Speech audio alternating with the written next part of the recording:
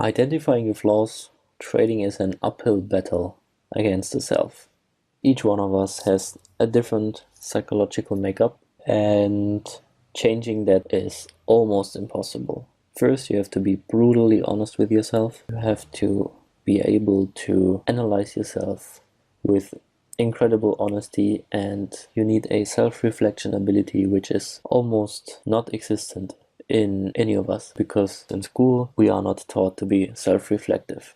Society doesn't really teach us how to do self-reflection. What can we do about this problem that actually trading is against human nature? There is definitely no one-size-fits-all solution, but there is an exercise which helped me a lot with identifying my flaws and with fighting them, or rather turning them into minor problems in my trading. I can now easily identify them, isolate them, and act upon them whenever I see one of those come up, but most of the time I am able to contain myself.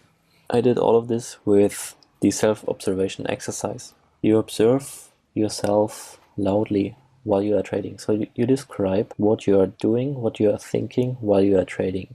And basically you look at yourself as if you were standing behind you. You observe yourself trading, and you listen to your mind, you listen to your thoughts. You explain everything in a loud and clear manner while you are trading. And if you want, you can even record that on a camera and watch it after the session. And it will be incredible what you are going to see. You are not going to believe yourself that in front of the camera is you. You'll be like, what the hell is this guy talking about? What is he doing? That is not me.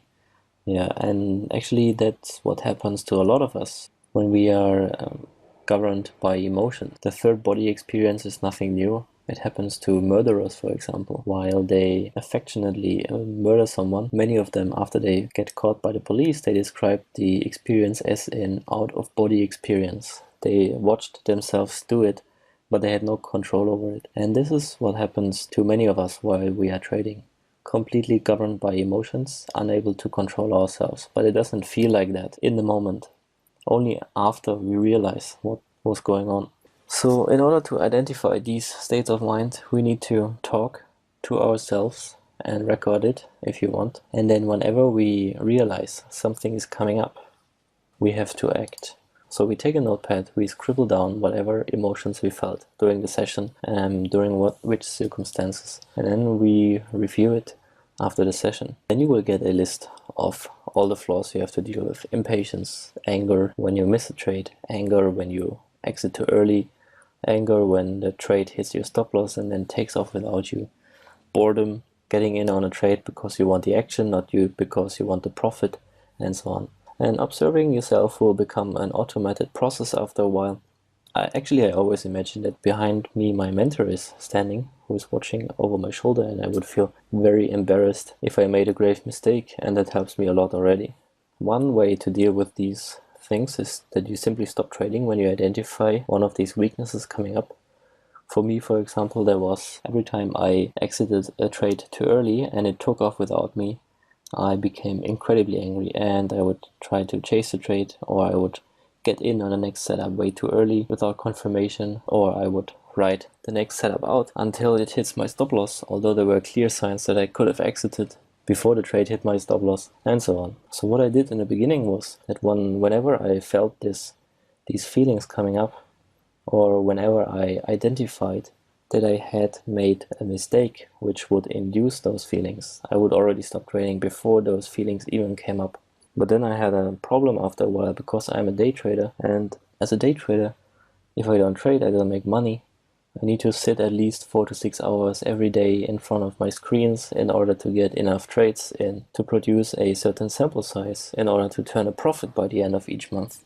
The solution to stop trading when identifying one of these weaknesses worked really well in the beginning, but in the end I had to choose another route. I had to work on my C and B game. I had to minimize the impacts of these flaws. And I did this again by the self-observation exercise. Whenever I identified making a mistake, and I have to say, like, making the mistakes I made that brought me these bad feelings, I made less and less of these mistakes as I became better and better with my strategy. So the flaws became less and less. With less and less flaws, my emotional problems became less and less as well. But trading is trading, and sooner or later the market will get to you. And in order to minimize the impacts of these emotions, I had to, again, observe myself, describe my feelings very clearly to the camera, and then analyze after I finished this trading session what went wrong. And I had to develop some techniques like breathing techniques, breathing deeply during the trading session, getting my mind back on track, admitting that I made a mistake, but that the next trade would be completely uncorrelated to the trade before that. So I had to remind myself of the facts, of the statistical facts of trading. I had to remind myself that one trade is nothing in the great game, that I would take around 40 trades a month, 500 trades a year, and that one trade would be nothing compared to that. And then for every flaw I had a counter argument. I had to think long about these counter arguments, but for every flaw I had, for every bad feeling that came up inside me, I had a counter argument that makes a lot of sense to me. And now I have no problem countering these bad emotions when they come up. Actually, it happens automatic. I can identify these emotions very quickly. I know where they come from. I know why I feel like that, and I know what to tell to myself in order to calm down. And another thing that helped me a lot was seeing the correlation of my flaws, black on white, with Edgewonk, for example. I put a filter on Edgewonk that every time I open a trade due to bad emotions, once I saw black on white how much money this was costing me, it was much easier for me to remind myself of that. While I was in a session, I was simply thinking of my equity curve going down like crazy for all the trades I took due to bad emotions, and every time I reminded myself of that, it was much easier to control myself as well. So once you work on your flaws and see the progress, and you see how much money your mistakes are costing you, it will be much easier to remind yourself that your arrogance and your ego are costing you a lot of money. It will be much easier to fight your ego then, or to deal with it in a grown-up manner. So once again, try the self-observation exercise. Let me know your results. If you have any question about this, simply ask me on the forum. I have a master in educational psychology, so I can probably help you out a little bit on that side.